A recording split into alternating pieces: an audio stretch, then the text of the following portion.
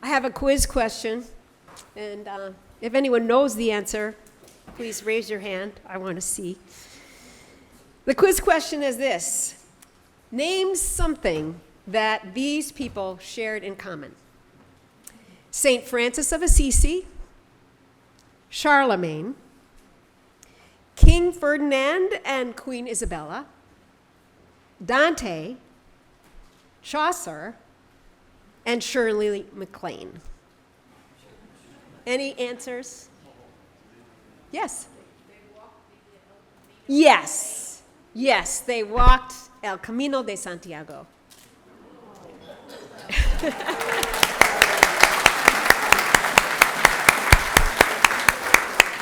As my father would have said, go to the head of the class.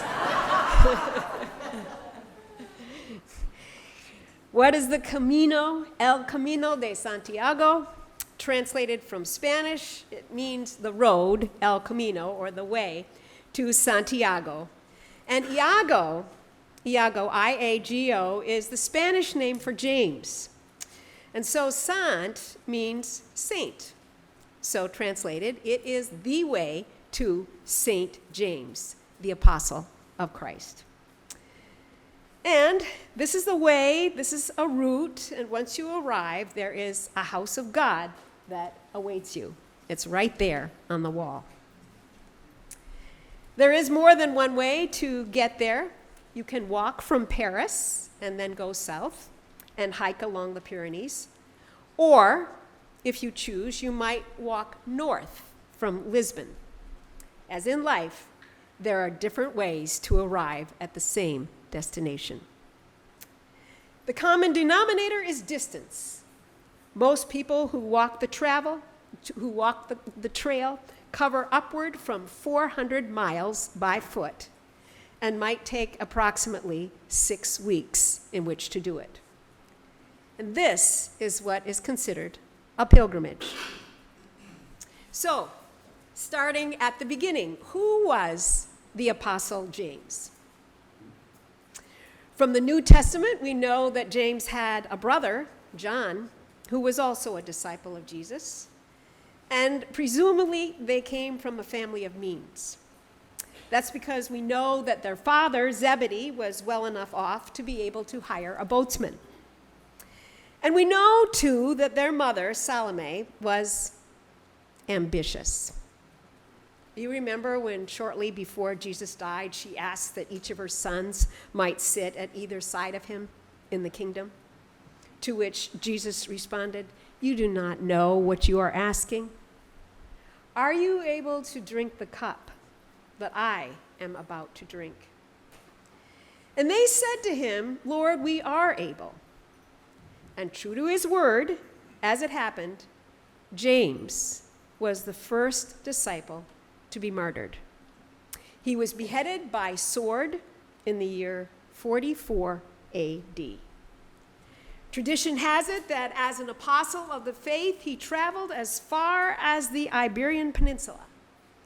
And supposedly, at some point in time, his remains were brought to a town in northwestern Spain, Galicia, and that place is currently known as Santiago de Compostela. The historic roots of the pilgrimage date back to the 9th century, and currently an average of 200,000 walkers from all faith traditions and from all over the world hike the trails. Does anyone want to go?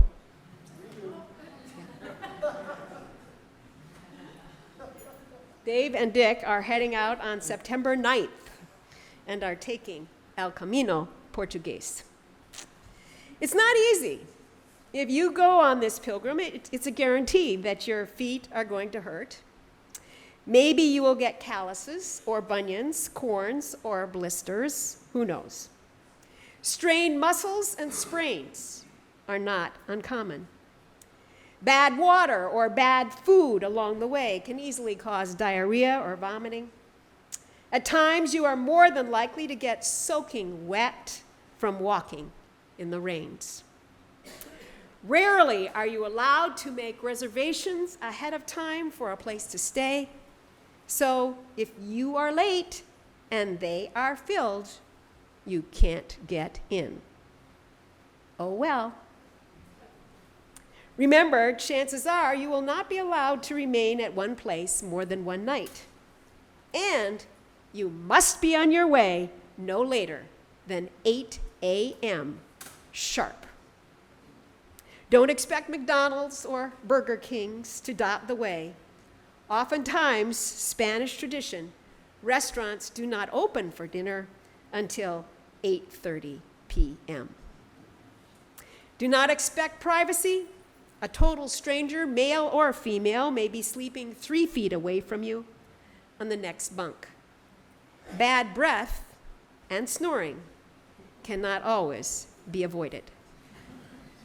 Would Do you? anybody like to join us?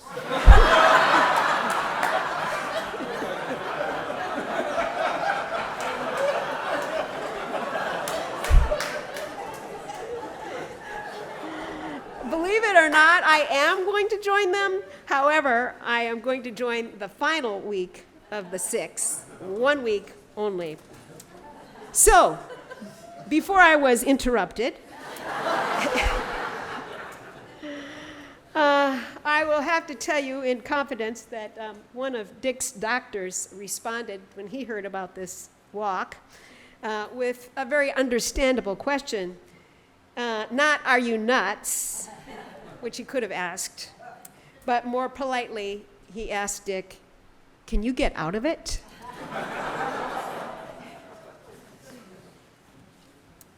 To glean some armchair answers for myself, some wisdom, or for anyone else interested, I read a book written by Joyce Rupp, who is a member of a religious community.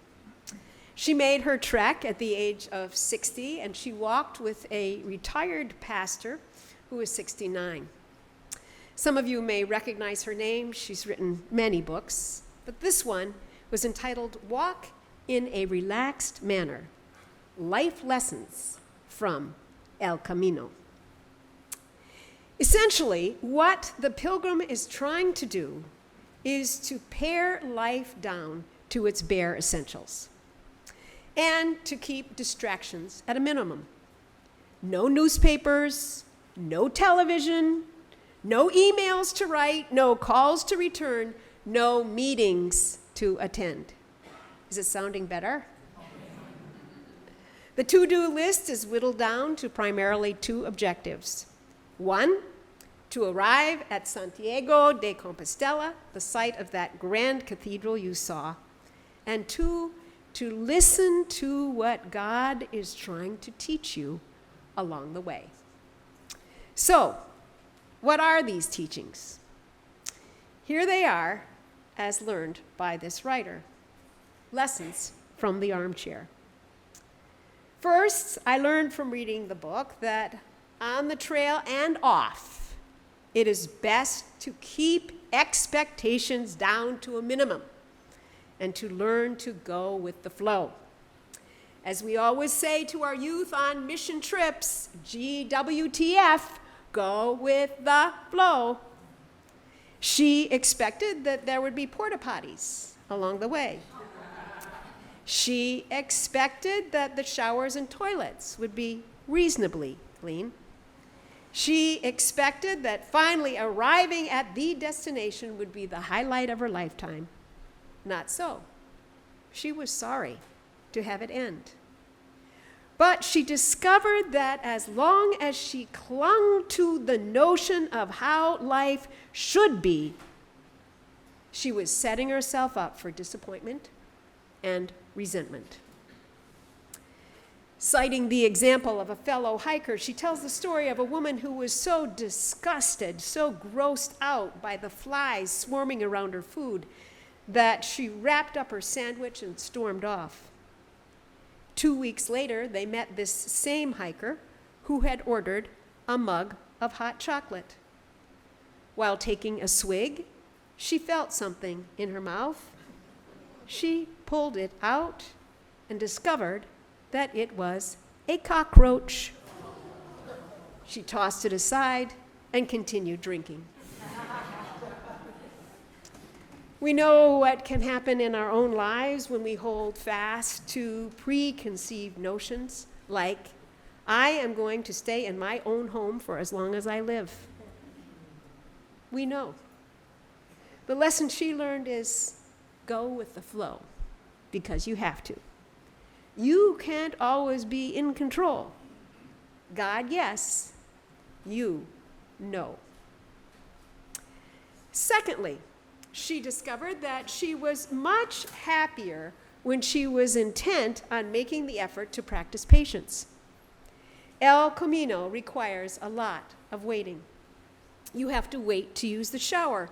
You wait to brush your teeth. You wait to wash your clothes. And once on the trail, you wait to see the next town looming over the horizon. And what happens is that you discover how strongly we as a culture are addicted to rushing. Hurry up, let's go. Do you have to take all day? Patience, God teaches, is a virtue. We learn that as parents of young children, as senior citizens. We can benefit from being mindful of the fact that cultivating patience is a good and necessary thing. Thirdly, to coin Fran Lieto's phrase, love the mud. Or in the writer's words, befriend whatever, and I might add whomever, irritates you. This spring in training, Dick and I walked the Eastern Trail. And at one point, Dick was really hurting and didn't hesitate to verbalize that fact with regular frequency. Until all of a sudden, on his own accord, he said, no, I am going to stop resisting and I am going to embrace this pain. And he did. He stopped limping and he stopped complaining all in one fell swoop. I was astounded. And so I asked him, how did you do that? To which he responded simply, I changed my attitude. Good thing. Next, whatever you do, work at getting rid of comparisonitis. Because if you let it in, that ugly head is going to crop up everywhere you turn. On El Camino, it might appear in this form. Have you done the whole trip on foot? Or have you cheated and used a little public transportation? What time did you get on the trail this morning? How many miles did you walk today? The writer nicknamed herself La Tortuga, which means the tortoise, and found that that was for her a simple but very effective way of telling the world that she was not in a race, nor was she going to try to act like she was in one. How many times we get bitten by that bug and it's so stealthy we don't even know it's there. We find ourselves trying to justify what we've done with our lives, justify that we've done enough. Yet it's God, the Creator, who is the source of our value, and not we ourselves. A timely reminder for us all. But now we come to the most important learning. Bottom line, as Jesus told us, love one another. Kindness always matters, but as you and I have learned, nowhere is it more appreciated than when you need help. No one walks El Camino without someone else's help. And it's in times of vulnerability that one is made aware of the power of simple goodness. One time, the writer had lost the trail, and frantically, she walked into a supermercado where she asked a clerk for assistance, whereupon that clerk left everything, her cash register, unlocked, and accompanied her down the block because she knew that giving the directions in Spanish was not going to cut it. She needed to show her the way, and so she did.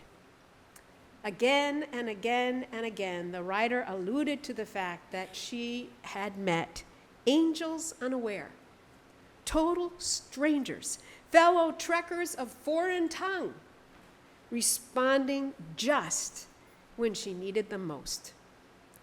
The number of coincidences she experienced was mind-boggling, enough to convince her that without a shadow of a doubt, it was, in fact, the Lord who was her shepherd, leading her all along the way. In summary, El Camino was for her an experience of grace. And I think I'm going to share with you this quotation, which for me says what I'm guessing she means. I found this quotation at Marie St. Joseph Retreat Center at one of Andrea's retreats. This is it. Grace takes you by surprise. It comes in odd packages. It sometimes looks like loss or mistakes. It is both reliable and unpredictable. It supplies you with what you need, not necessarily what you want. It reminds you that you are not in control, and that not being in control is a form of freedom. It's grace on the journey of life that makes all of us lie down in green pastures, that leads each one of us beside still waters when our minds and hearts are in turmoil. It's grace that restores our souls. And it's grace that leads us through the darkest of valleys. And finally, it's grace that allows us to find freedom at the banquet table in the house of the Lord. So, as they say, buen camino, good walk to you and to all of us fellow travelers. Amen.